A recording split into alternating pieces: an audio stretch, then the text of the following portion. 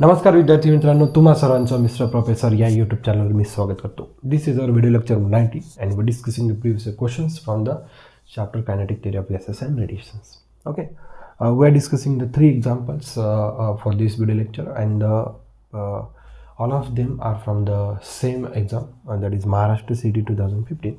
आणि 2015 च्या वेळेस काय झालं होतं ना की महाराष्ट्र CET इंजिनिअरिंग म्हणजे PET आणि PMT म्हणायचं, preliminary engineering test and preliminary medical test. तर प्रिलिमिनरी इंजिनिअरिंग टेस्ट नाही झाली होती इथे लक्षात, म्हणजे जी काही इंजिनिअरिंगसाठी झाली होती ती JEE मेन थ्रूच झाली होती, समजा स्टेट लेवलच्या सगळ्या एक्झाम्स क्लिअर.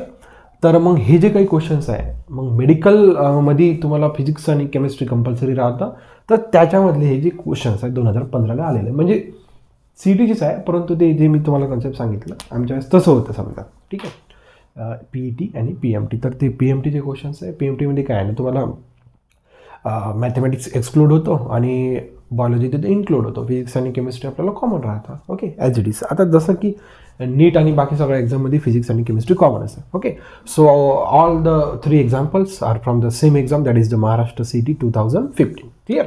बघा इथं हा जो काही दुसरा क्वेश्चन आहे रिपीट आहे.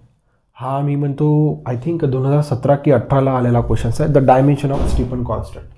2017-18मध्ये मला वाटतं याचा मागचाच व्हिडिओ की त्याच्या मागच्या आपण स्टीफन कॉन्स्टंटचं SI युनिट आणि डायमेन्शन फाइंड आउट केलं होतं.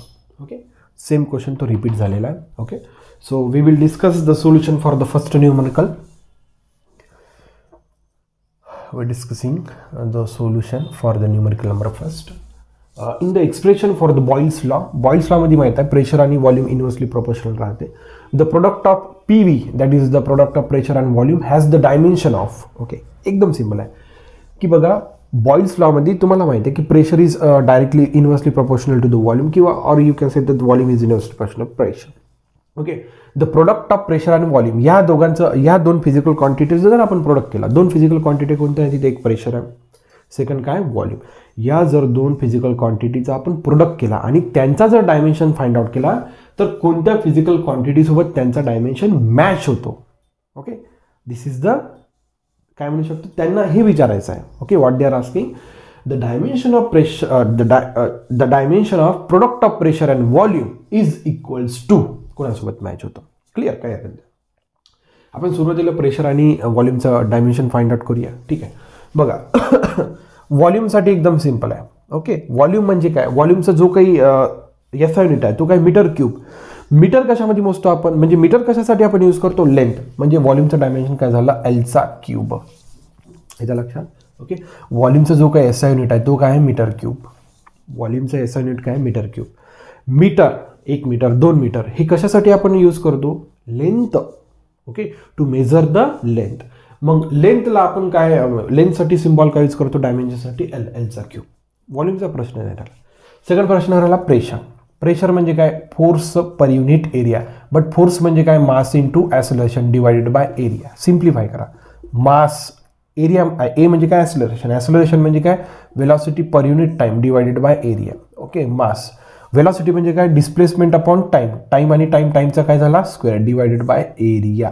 देअरफॉर याला रिअरेंज करा, मास डिस्प्लेसमेंट डिवायडेड बाय एरिया टीचा स्क्वेअर. ठीक आहे, मास, एक्स म्हणजे काय डिस्प्लेसमेंट. ठीक आहे, डिस्प्लेसमेंट म्हणजे काय एक प्रकारचं लेंथ. ओके, एरिया टीचा स्क्वेअर. ओके, बघा माससाठी काय यूज करू पण m⁻1. ठीक आहे, L म्हणजे काय लेंथ, लेंथसाठी काय L⁻1. ठीक आहे, ए म्हणजे काय एरिया, एरियाचे युनिट करा ते मीटरचा स्क्वेअर म्हणजे Lचा स्क्वेअर इंटू काय टाइम, टाइमसाठी टीचा स्क्वेअर. ठीक आहे, बघा m1 सिम्प्लिफाय करा T⁻². L1 आहे, वर आलं तर -2 म्हणजे L⁻−1. ओके, हा झाला प्रेशरसाठी. ठीक आहे, प्रेशरसाठी लिहितो आता बघा PVसाठी डायमेन्शन लिहितो m1 L⁻−1 T⁻−2 आणि इथे किती आहे Lचा क्यूब. चला काय हरकत नाही, याला रिअरेंज करा. बघा m1 3L² T⁻−2 आणि हे बघितलं सांगतो मी, हे एनर्जीचं आहे. कशासाठी आहे, एनर्जीचं. m1 L2 T-2 this is the dimension for energy. Okay, energy एक प्रकारचं बघा आता हे आपण एनर्जीचं क्रॉस चेक करून घेऊया. Okay, the option third one is the correct one and the question is from the Maharashtra CET 2015. आपण चेक करूया खरंच एनर्जीसाठी येते की नाही. एनर्जी म्हणजे काय एक प्रकारचं वर्क डन.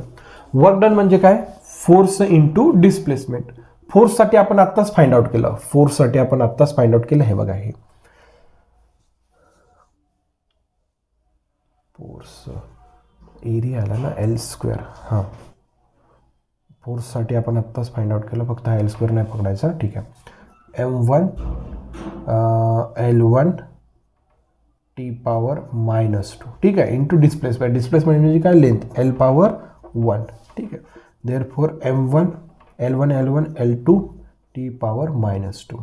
बघा, M1 L2 T पॉवर -2. येतं लक्षात.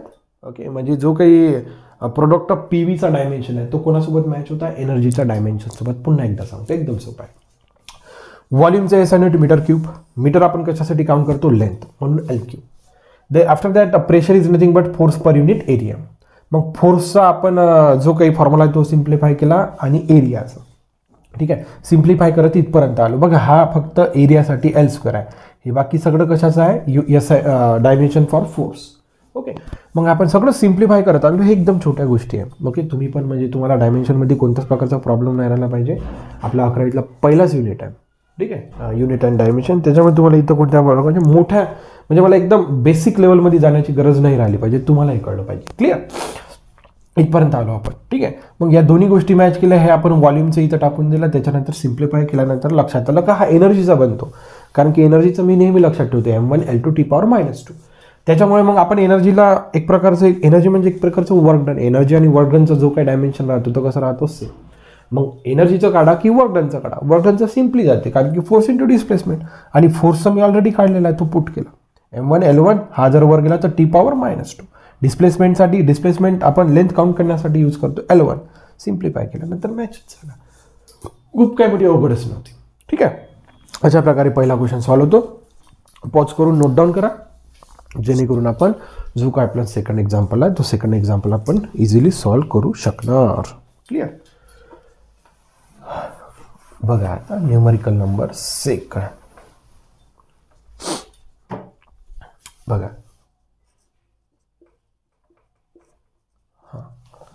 बघा, the dimension of Stefan's constant. The question is from the Maharashtra CET 2015. Stefan's constant.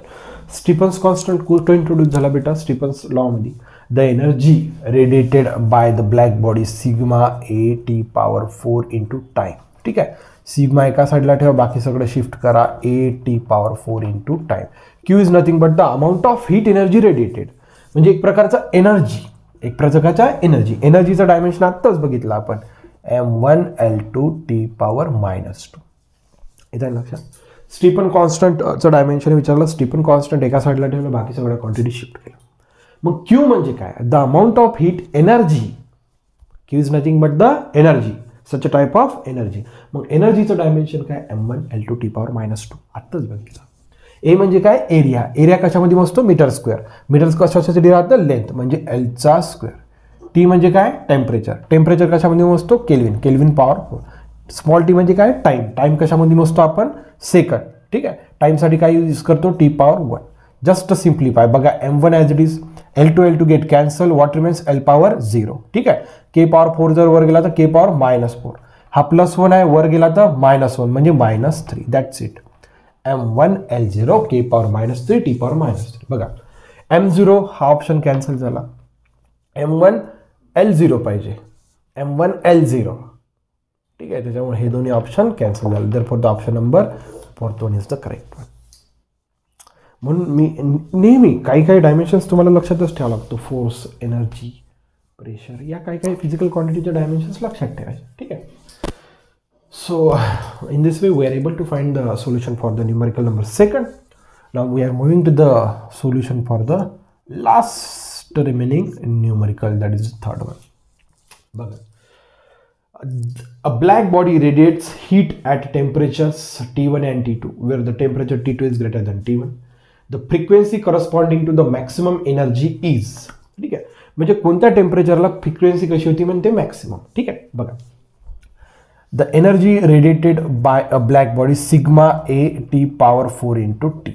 ठीक आहे, ज्या ब्लॅक बॉडीचं टेम्परेचर T होतं, T1 होतं, तेव्हा T1 एरिया A1. ओके, तेव्हा टाइम तो. ठीक आहे, त्यानंतर इथं Q1 पण म्हणू शकतो आपण. त्याच्यानंतर टेम्परेचर चेंज झाला, sigma A2 T2 power 4 into T.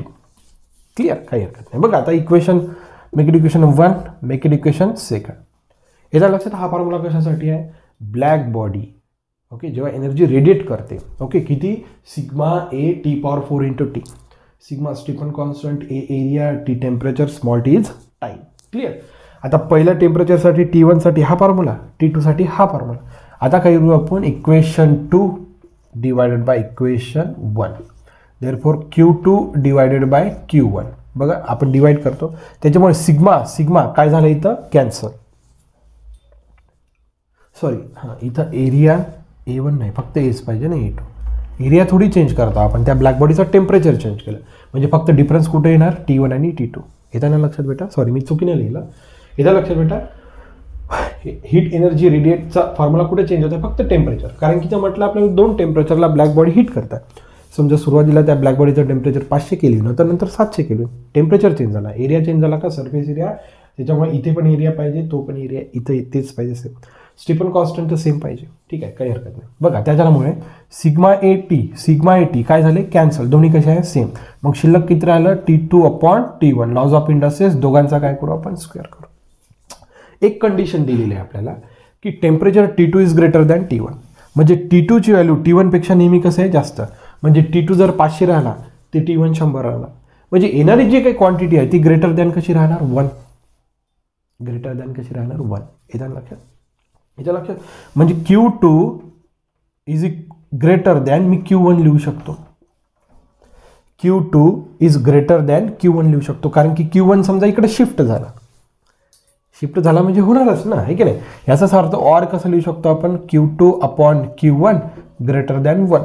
मग यालाच कसं लिहू शकतो, Q2 is greater than Q1 लिहू शकतो. ओके. आणि हे ग्रेटर दॅन का वर व्हॅल्यू येत आहे 1 समजलं, कारण की टेम्परेचर T2 कसं जास्त.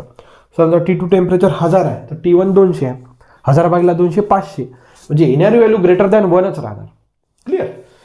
बघा आता Q1 Q2 म्हणजे काय, एक प्रकारची एनर्जी. आणि प्रत्येक हीट रेडिएशनसाठी एनर्जी किती राहते, h new in terms of frequency. थोडंसं आपल्याला आता कोणत्या चॅप्टरमध्ये जावं लागते, फोटो इलेक्ट्रिक इफेक्ट जो काही चॅप्टर आहे. म्हणजे एका इंडिव्हिज्युअल फोटॉनची एनर्जी किती राहते, h new. h is nothing but the Planck's constant and new is nothing but the frequency. ठीक आहे. आणि Q2 Q1 एक प्रकारच्या काय, एनर्जी. मग याच्यासाठी एनर्जी लिहितो h इंटू न्यू 2 आणि याच्यासाठी लिहितो h into new 1. h Planck's constant आहे दोघांसाठी सेम. जेव्हा एनर्जी Q2 होती तेव्हा फ्रिक्वेन्सी न्यू 2. जेव्हा एनर्जी Q1 होती तेव्हा फ्रिक्वेन्सी न्यू 1. हे फ्रिक्वेन्सी आहे, हे लक्षात. h कॅन्सल झाला, therefore new 2 is greater than. Okay. म्हणजे बघा न्यू 2 कसा आहे, याची व्हॅल्यू कशी आहे, जास्त. ओके. हा करस्पॉन्डिंग कसा आहे, जेव्हा टेम्परेचर काय होता, T2. म्हणजे जेव्हा टेम्परेचर T2 होता तेव्हा त्याची फ्रिक्वेन्सी कशी होती, जास्त. इथं लक्षात, new 2 is greater than new 1. याचा अर्थ काय, न्यू 2 आपण कशासाठी लिहिता, बघा 2 सफिक्स कशासाठी लिहिता आपण, जेव्हा टेम्परेचर T2 होतं.